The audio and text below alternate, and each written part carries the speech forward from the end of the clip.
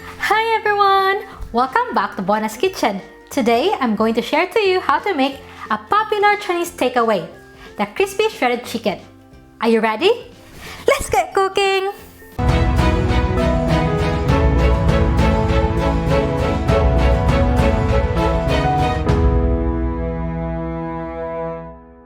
For the sauce, we will need 1 onion chopped, red and green bell peppers chopped,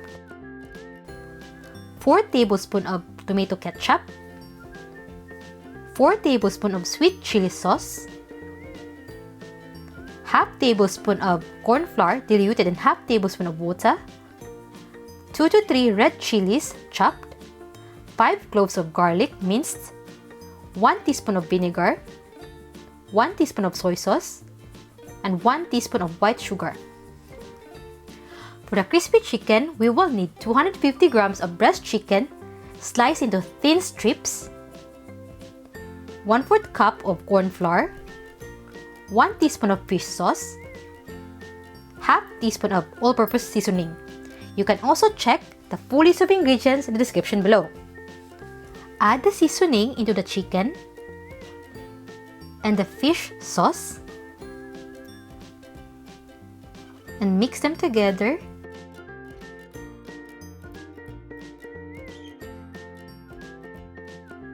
Then add in the corn flour and coat the chicken.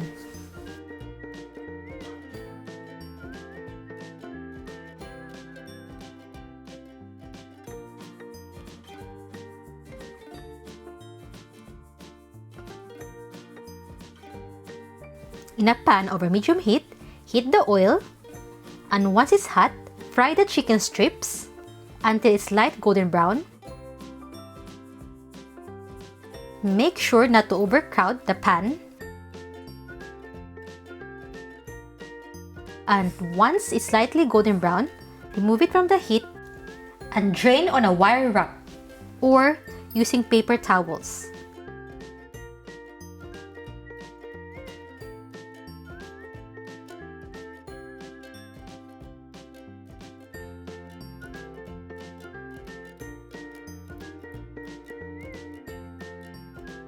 After all the chicken are cooked, reheat the oil again and fry the chicken once more until it has deepened its color.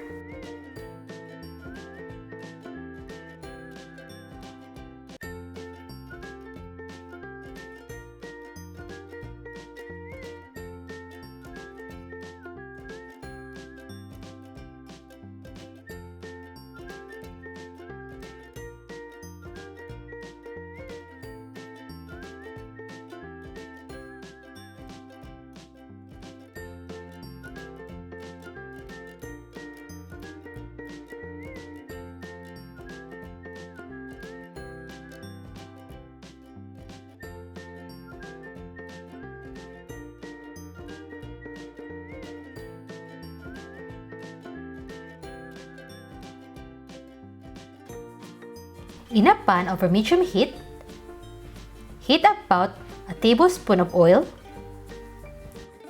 Then, saute the garlic,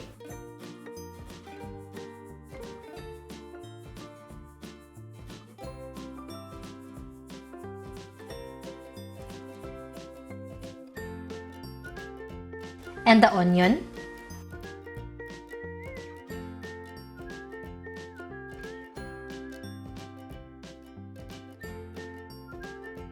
Then, add the green and red bell peppers.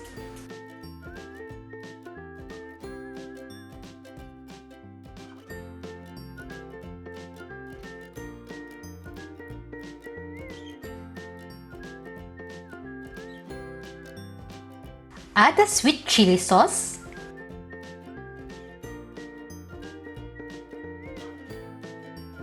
Then the tomato ketchup.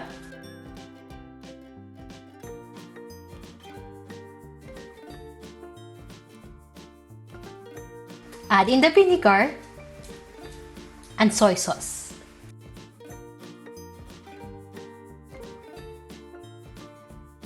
Add sugar and the diluted corn flour and the red chillies and stir them together.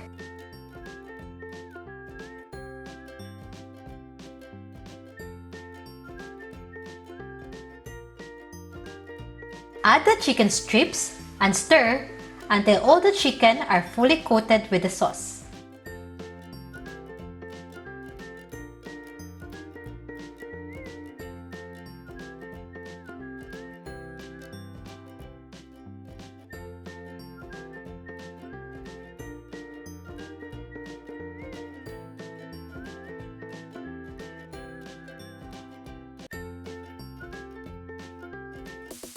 And here's our finished product! This crispy fried shredded chicken is tossed with light sweet, sour, spicy, and savory sauce. This dish is easy and very quick to make at home. It is best served with egg fried rice or steamed rice. I hope you enjoyed today's episode. If you're new to the channel, don't forget to smash the subscribe button. And don't forget to hit the like.